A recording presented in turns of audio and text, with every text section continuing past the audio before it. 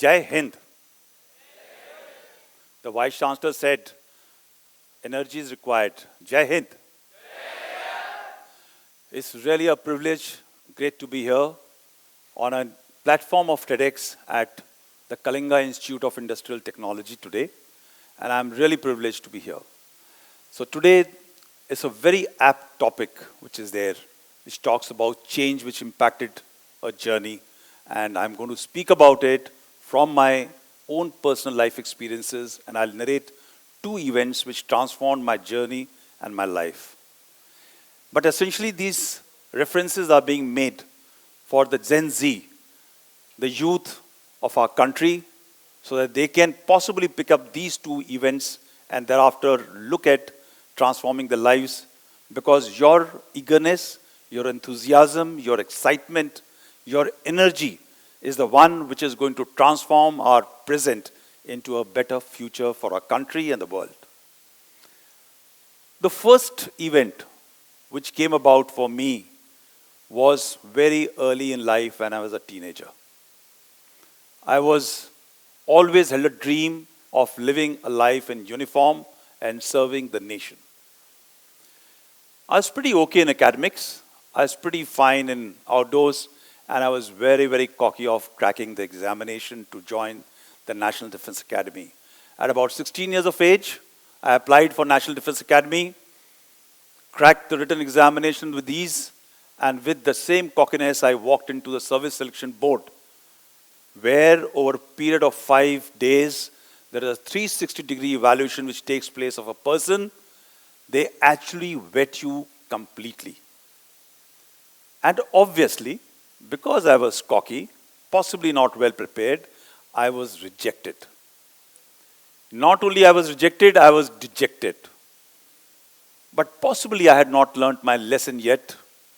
Came back after 6 months, I had the next time opportunity and appeared for my examination, cracked the written, walked into the Service Selection Board for that 5 days process, average preparation, but yet that cockiness was there.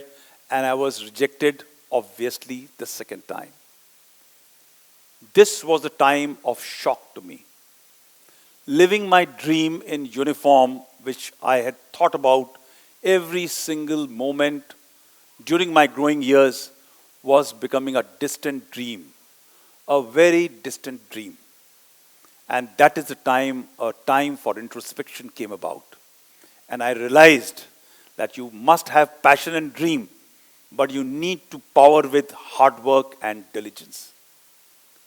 And thereafter, for the third attempt, I prepared to the fullest extent possible, in which I met people who had failed, rejected in SSB, went and met the people who had cracked the SSB. And I practiced, rehearsed, everything. We used to go for 5 days, multiple times till the time I was assured of myself.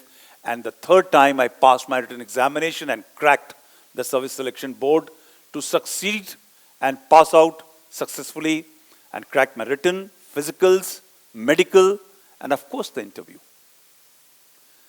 This became my bedrock forever in my life.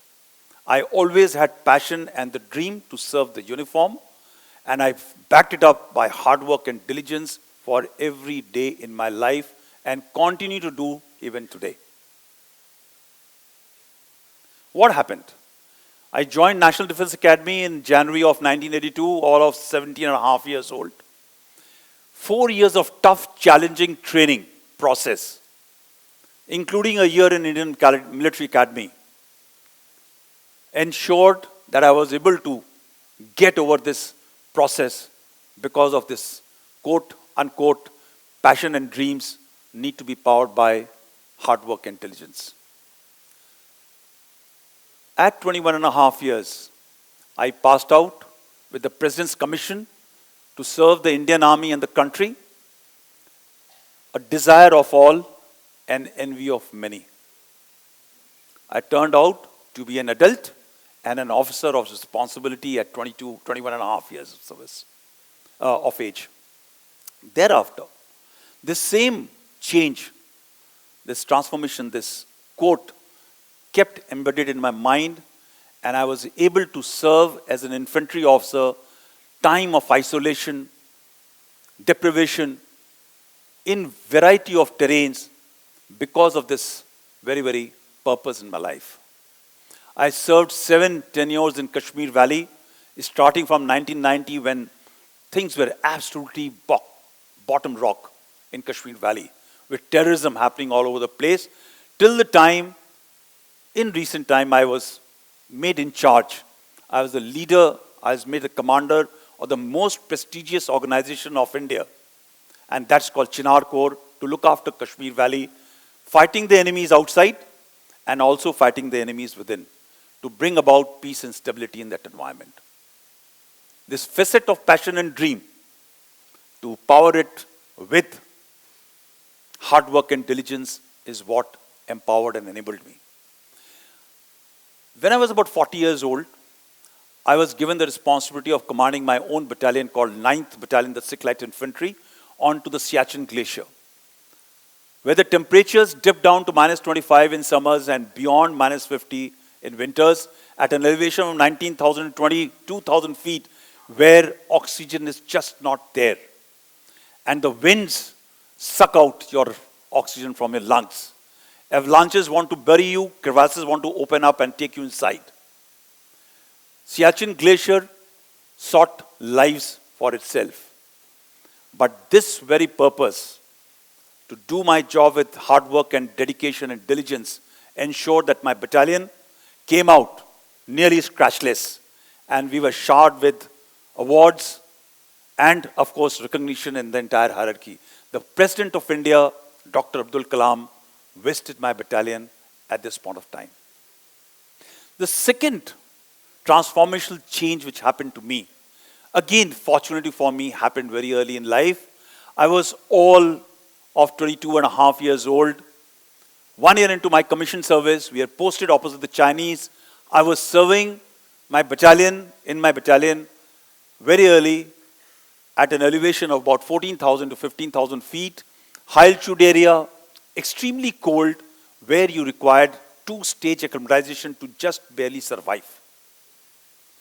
And I became master of mountain warfare, because possibly I was pretty tough and experienced, and I had done a course which is called Mountain Warfare Course and High Altitude Warfare School. And then I was given a responsibility to train 100 tough, selected officers and soldiers to perform missions deep into mountains. Being 1 year of service, now I was going to train people who were much more senior in service and age. During this entire course of exercise and the training, in the end, we are conducting a test exercise to culminate that entire training curriculum. They were launched deep into the mountains, and I was supervising the exercise. And what happened? Somewhere in the late night on the final day, the weather packed up.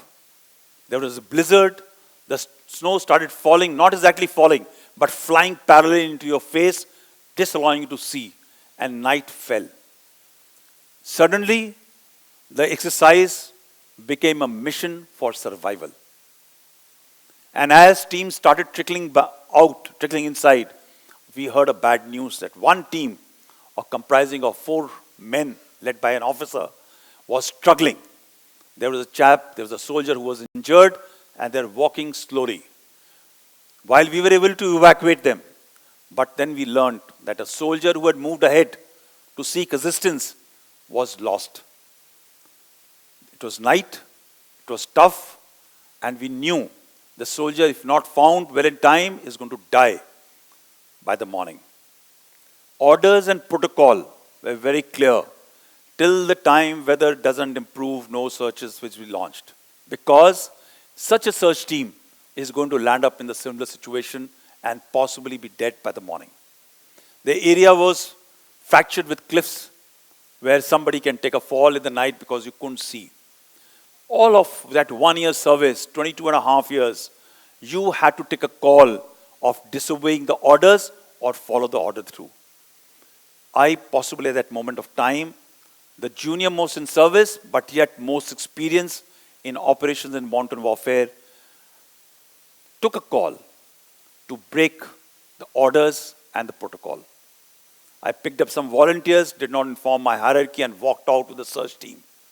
After 4 hours of grueling, looking for that person, in nearly knee-deep of snow, our lungs exhausted, I was about to give up, because there came a time that possibly I was able to feel that you and I may not be able to get back safely. And that is the time when we turned, we made a last one call. And that point of time, the wind stopped, everything became still, and we heard a faint cry for help. Our legs got new energy from recesses unknown. Our lungs were filled up with some oxygen from somewhere, and we rushed to save that man who was lying curled up, absolutely blue with cold. But there was a faint smile out of his unconsciousness that he knew that we will come. We evacuated, we saved that boy, but the disciplining for disobedience of orders was yet to come. And when I walked into the room for my disciplinary action to take place, well knowing that this is going to be the end of my professional career, I walked up with a smile because I had no regrets and I had no fear. Because my intentions were right. And therefore, I could smile inside in the disciplining committee. I was disciplined, and rightly so. And I accepted it. But the respect of the hierarchy was very clearly reflected in the tone, tenor, and the eyes. And this became my second bedrock of my living life ever. Have right intentions so that you can live a life of no regret and no fear. So ever in a very hierarchical, strategic, stringent organization, one took up a cause with right intention and lived a life of no regret, no fear. And this allowed me to retire in the end with my head held high and with loads of respect from civil and from the soldiers all around. While I got awarded by the Indian Army, by Vishisht Seva Medal and other accolades, the Prince of India, President of India, also awarded with me Ati Vishisht Seva Medal, Uttam Yuddh Seva Medal, and the highest distinguished award called Param Vishisht Seva Medal. These were all because of these two very, very transformative moments and the things which I carried in my mind. The first is have passion and dream, but power it with hard work and diligence. And the second was always have right intention and live a life of no regret and no fear. Most importantly, when I look into my eyes in the mirror every day, I can look into it very, very clearly and know that I have lived a life of fulfillment, lived a life of dream.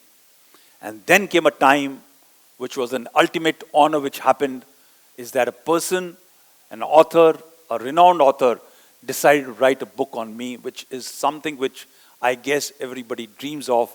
And the book was called Soldiering with Passion, an immersive leadership of Lieutenant General D.P. Pandey. And I guess with the fan pages and the following which one has on the social media reflects that possibly I did my stuff right. And I wish you and the Gen Z to keep these two essentials in mind. Have passion, have dreams, power it with hard work and diligence. And also always have right intentions so that you can live a life of no regret and no fear. Thank you so much.